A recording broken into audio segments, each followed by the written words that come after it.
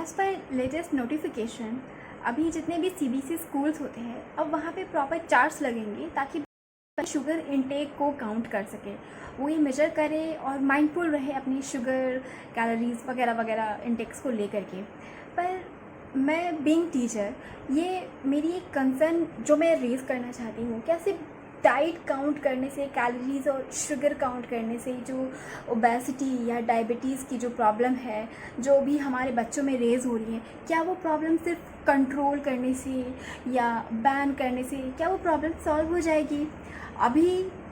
जो बच्चों जो उनका जो पूरा एजुकेशन सिस्टम जो चल रहा है वो ये डिमांड करता है कि वो मतलब सुबह उठे, है ना, एक स्ट्रेसफुल माइंडसेट के साथ उठे और स्कूल जाना है ना, खा रहे हैं नहीं खा रहे हैं, क्या खा रहे हैं पता नहीं, भूखे जा रहे हैं, एक दो रोटी खा के जा रहे हैं, है ना। छोटे बच्चे हैं, बहुत यंग है वो, तब से उनको वो सब सारी चीज़ें फेस करनी है। साथ ही साथ अब स्कूल में जा रहे हैं, घंटों घंटों तक लंबे पीरियड्स चल रहे हैं उनके, है ना, बीच में एक टिफ़िन का मिलेगा, है ना। अब बच्चों के जो पेरेंट्स है एट प्रेजेंट कैपिटलिस्टिक इकोनॉमी में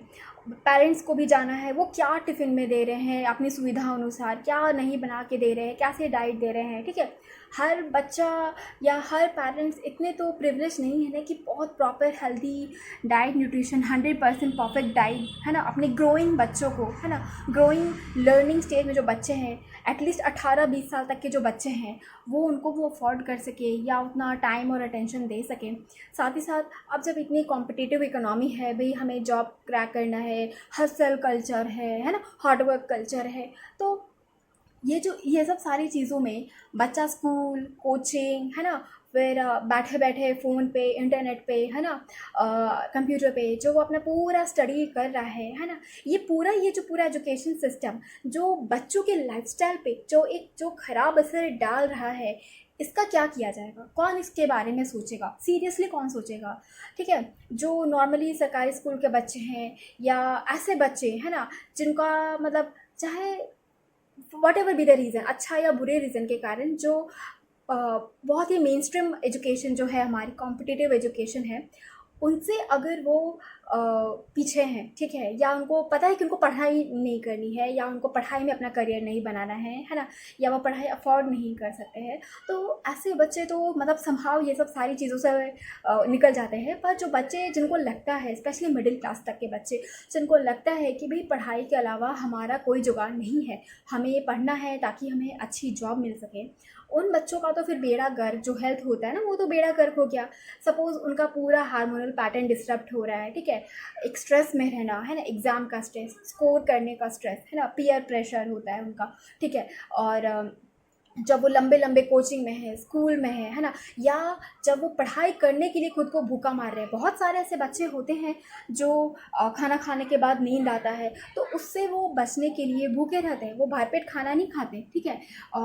बहुत सारे बच्चे और ये स्पेशली लड़कियों में जो ग्रोइंग गर्ल्स होती हैं, ठीक है, टीनेज हो गई, तो उनके हेल्थ पे तो ये बहुत ख़राब असर डालेगा। उनका हार्मोनल सिस्टम वो डिसरप्ट कर रहा है, उनका ग्रोथ हार्मोन जो एक ग्रोथ फेज होता है वो डिसरप्ट कर रहा है। अब आजकल कितने बच्चों को आप खेलते कूदते आप देखते हो, आप कितने ऐसे बच्चों को देखते हो कि हाँ भाई वो जो छोटे छोटे बच्चे होते हैं या 18-20 साल तक के जो बच्चे होते हैं वो खेल रहे हैं अपनी ग्रुप के साथ, अपने फ्रेंड सर्कल के साथ, है ना, कोई फिजिकल एक्टिविटी कर रहे हैं, वो टीम वर्क सीख रहे हैं, ना, वो शेयरिंग सीख रहे हैं, वो केयरिंग सीख रहे हैं। नहीं, अब ऐसी सब चीज़ें बहुत कम हो गई, शहरों में तो ऑलमोस्ट नेग्लिजिबल होंगी, है ना। शहरों में आपका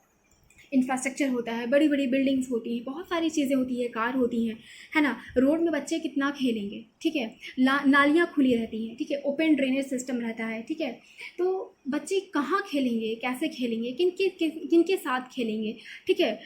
खेलने के लिए अच्छे लोग भी तो होने चाहिए, ठीक है। बहुत ही हुआ तो बस जो गांव देहात वाले जो इलाके होते हैं, विलेज वाले फील्ड्स होते हैं, वहाँ कुछ बच्चे हैं। अब धीरे धीरे वहाँ पे भी कैपिटलिस्टिक मोड ऑफ इकोनॉमी वहाँ पे धीरे धीरे आ रही है। तो ये जो बैन कल्चर होता है कि हम ये बैन कर देंगे, हम वो बैन कर देंगे, कब तक ऐसा चलेगा? हमें ये जो बैन करने वाली जो इकोनॉमी है इसके इतर हमें इनेबलिंग इकोनॉमी पे अब फोकस करना चाहिए, ठीक है। जैसे बच्चों को एक कम से कम 17-18 साल तक के बच्चे, ठीक है, क्योंकि बच्चे उसमें ग्रो करते हैं, बच्चों का बॉडी, उनका माइंड है ना, उनकी पर्सनालिटी, उनके हॉबीज़ ग्रो करते हैं। तो इतना ज़्यादा स्ट्रेस नहीं बच्चों पे देना चाहिए कि आप सिर्फ घर में बैठे रह जाओ। कम से कम 1-2 घंटे, है ना, हर एक बच्चे को, लड़के हों लड़कियाँ हों, उनको खेलने का, फिजिकल एक्टिविटी करने का, है ना, जो ह्यूमन बॉन्डिंग होती है, सोशलाइजेशन होता है, उनको एक्सप्लोर करने का उनको मौका मिलना चाहिए।